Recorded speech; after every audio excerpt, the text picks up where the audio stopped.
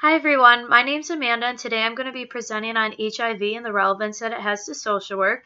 So I just wanted to first begin by providing a brief definition and say what HIV stands for. So it actually stands for Human Immunodeficiency Virus. I know it's a long word, so what does that actually mean?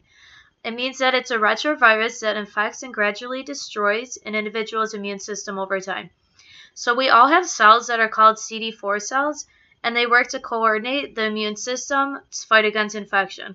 So when these are infected by the HIV, the individual has reduced protection against infections, and they can even have reduced protection against cancer.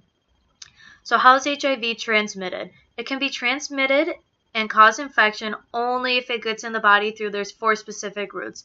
So the most common one that all of us probably know about is unprotected penetrative sexual intercourse with a person who already has HIV, and this can be either male or female. Secondly, sharing injection equipment which wasn't sterilized and previously used by somebody who was infected. So this can be seen through individuals who inject drugs. Thirdly, it can be from a mother who's infected and giving it to her baby. This can be done in multiple ways. It can be done through the course of pregnancy, at birth, or even through breastfeeding. And fourth, it can be transmitted through injections or transfusion of contaminated blood or blood products.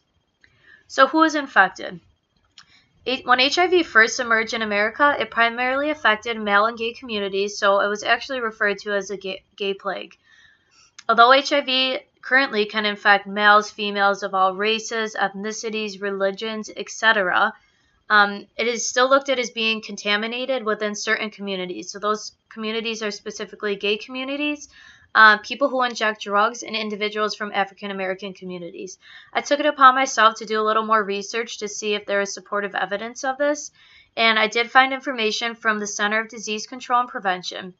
The data was last collected in 2015, but it reported that African Americans make up only 13% of the U.S. population, but they account for 45% of HIV diagnoses. And this is just in the U.S., so that's almost half, which is a huge, significant number.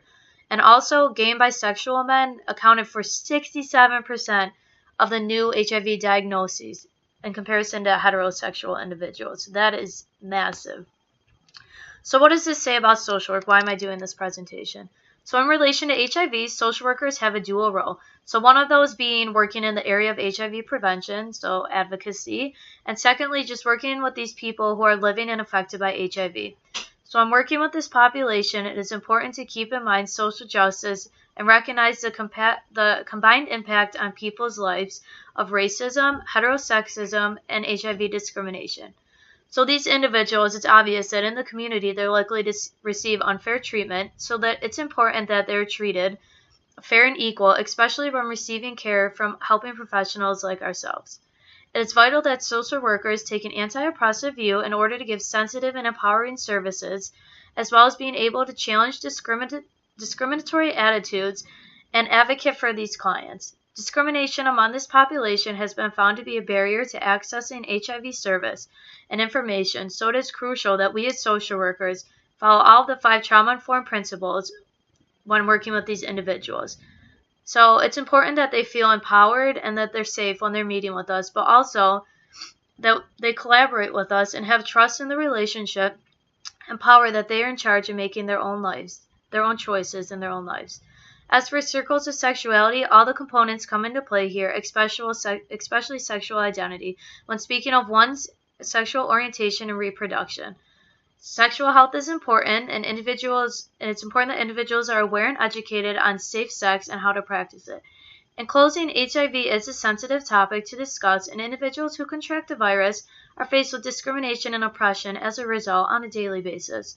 So with that being said, it's important as social workers to recognize and address these barriers while working with these clients and aim towards providing the most ethical and trauma-informed services as possible. I look forward to hearing all of your feedback, and I can't wait to watch all of your videos as well. Thank you.